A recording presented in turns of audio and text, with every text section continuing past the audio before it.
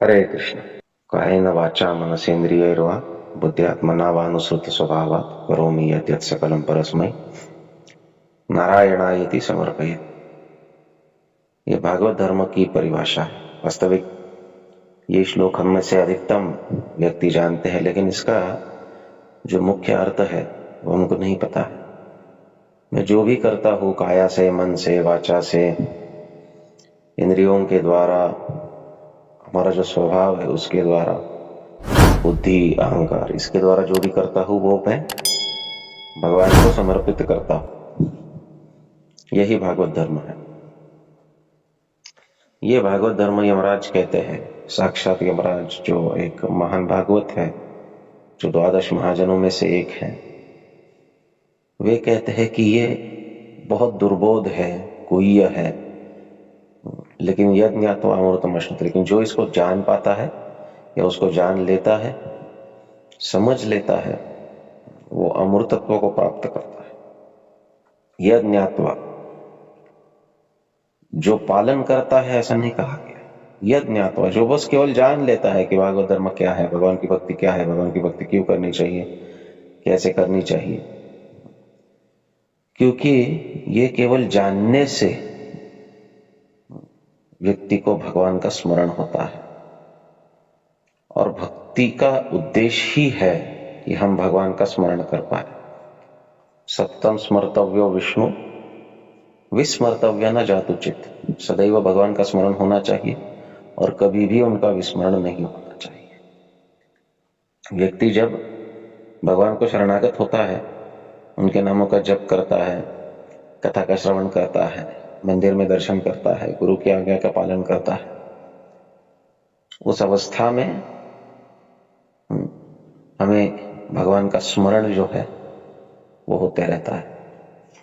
और एक बार कोई व्यक्ति थोड़ी भी साधना कर ले, थोड़ा भी नाम जप कर ले, जैसे भगवान भगवद्गीता में कहते हैं कि स्वल्पम अप्यस्य धर्मस्य त्रायत महतो भयात्। थोड़ा भी अगर कोई कर ले और उसके बाद उसके कर्मों के प्रभाव से, उसके बाद उसके जो भी अपराध उससे सपोज घट जाते हैं, उसके प्रभाव से उसकी भक्ति छूट भी जाती है। ये बहुत अनफॉर्चुनेट है, किसी भक्त के लिए बहुत ही दुर्दैवी है कि किसी की भक्ति या साधना छूट जाए। साधक के लिए बहुत दुर्दैवी बात है, ऐसा नहीं होना चाहिए कभी। लेकिन ऐसा होता भी अगर है तो जितना भी थोड़े समय के लिए हमने भगवान का स्मरण किया है, भगवान उसको कभी भूलते नहीं है। जैसे सुखदेव गोस्वामी कहते हैं, असकृत, अनायास अगर कोई भगवान का स्मरण कर दे एक बार भी, तो उसे यमदूतों का दर्शन कभी नहीं होगा। तो भगवान इस सेवा को कभी नहीं भूलते कि हमने उनका स्मरण किया है। अच्छा, भगवद्गीता में भगवान कहते हैं कि अंतकाले च मामेव स्मरण मुक्त्वा कलेवरम यः प्रयाति समभावम याति नास्त्यत्र संशय। इसके ऊपर संशय लेने की आवश्यकता ही नहीं है। देयर इज नो नीड कि हम इसके ऊपर कोई डाउट ले। बहुत बार लोग कहते हैं कि किसने देखा है मरणोपरांत क्या होता है, किसने स्वर्ग देखा है, किसने नरक देखा है, किसने भगवान को देखा है, कहा है भगवत धाम, पता नहीं। और बस वो है ना कि ऋणम कृत्वा घृतम पिबेत। तो उस मेंटालिटी में हम जीते रहते कि जब तक है चैन से जियो, मौत से जियो। लेकिन ये जो भौतिक जगत है ये हमें चैन से जीने नहीं देगा, और कभी ना हम चैन से जी रहे हैं। ये हमारा भ्रम है। अगर किसी को लगता है कि हम बहुत चैन से जी रहे हैं, किसी के जीवन में अगर कोई भी भौतिक बाधा अड़चन नहीं है और उसको लगता है कि वो बड़े आनंद के साथ जी रहा है, तो ये उसका भ्रम है, यही माया है। वास्तव में इस जगत में सुख हो ही नहीं सकता है। और थोड़ा अवकाश हमें दुखों से मिला है जिसको हम सुख समझते हैं, वह अवकाश खत्म होने पर महान भय हमारे सामने, महान दुखों का बहुत बड़े पर्वत जो है वो हमें पार करने हैं, यानी उसका अनुभव हमको करना है। तो भगवान कहते हैं कि स्वल्पम अप्यस्य धर्मस्य त्रायतो महतो भयात्। ऐसे महान भय से भी व्यक्ति त्रायतो तर जाता है अगर वो थोड़ा भी भक्ति करता है, धर्म का आचरण करता है। भगवान का नाम जप करता है। अब इससे क्या होता है? अंतकाले च मामेव भगवान कहते हैं, अगर हम भगवान का स्मरण करते सदैव करते हैं तो फिर उसका कहना ही क्या, भगवान तो उसके हृदय में आकर बैठ जाते हैं, तो व्यक्ति कहीं जा ही नहीं सकता है। भगवान कहते हैं कि हम भक्त पराधीन या स्वतंत्र एवं तुझ साधुवीर ग्रस्त हृदय, मैं भक्तों के पराधीन हूं। मैं ऐसे भक्तों के पराधीन हो जाता हूं जो मेरा स्मरण करते हैं, जो मेरा कीर्तन करते हैं, जो मेरे नाम का उच्चारण करते हैं, उनके पराधीन में हो जाता हूं। लेकिन अगर ऐसा भी कोई भक्त हो या ऐसा भी कोई साधक हो जिसने थोड़े समय के लिए स्वल्पम अप्यस्य धर्मस्य भगवान के नाम का कीर्तन किया है, जप किया है, और फिर बाद में वो पथभ्रष्ट हुआ उसके दुष्कर्मों के कारण या फिर उसके भूतपूर्व संस्कारों के कारण, वो पथभ्रष्ट हुआ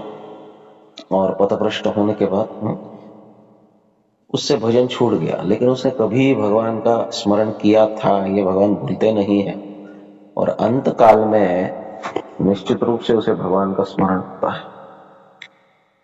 निश्चित रूप से वो उसकी चेतना चाहे कहीं भी हो, लेकिन निश्चित रूप से भगवान उसे स्वयं का स्मरण कराते हैं। अच्छा, ये बात हुई ऐसे व्यक्ति की जिसने अनायास भगवान का स्मरण किया था कभी और उससे छूट गया। कोई व्यक्ति अगर साधन करते करते वैष्णव दीक्षा ले लेता है, प्रामाणिक वैष्णव गुरु के संपर्क में आकर उसको शरणागत होकर वैष्णव दीक्षा प्राप्त करता है, तो उसके तो कहना ही क्या, क्योंकि शिष्य चाहे कितना भी नालायक हो, कभी ना कभी तो गुरु का कोई ना कोई तो बात माना होगा ना। तो कोई भी निर्देश अगर हम गुरु का स्वीकार करते हैं, मानते हैं और उसके अनुसार कार्य करते हैं, तो जीवन में कुछ भी परिस्थिति आए, हमें गुरुदेव की कृपा से हमारा उद्धार होना निश्चित है। ये राजमार्ग है, इसके ऊपर जो चलेगा ना, न स्खले न पटे दिवा, वो कभी उसका पतन नहीं होगा, स्खलन नहीं होगा। बाह्य दृष्टि से हम देखते हैं कि इस व्यक्ति ने साधना छोड़ दी, भक्ति छोड़ दी, उसने भगवान को छोड़ा, लेकिन भगवान उसको कभी नहीं छोड़ते। भगवान इतने एहसान फरामोश नहीं है, वो कभी नहीं छोड़ते। वो वास्तविक उपकार मानते उस जीव का जो उसका स्मरण करते। अब भगवान को किसी के उपकार मानने की क्या आवश्यकता है, वो पूर्ण स्वराट है, लेकिन ये उनका स्वभाव है, ये उनकी गुण है। वो अपने साधक के भक्ति भजन का उपकार मानते हैं और वो चाहते हैं कि मैं इसको कुछ ना कुछ रिटर्न में दूं, लेकिन फिर वो कहते हैं कि इसके भक्ति के बदले में देने के लिए मेरे पास कुछ भी नहीं है। फिर वो स्वयं को दे देते हैं, आत्मात्मदो हरि, वो अपने आप को ही दे देते हैं। ये भगवान के अद्भुत गुण है।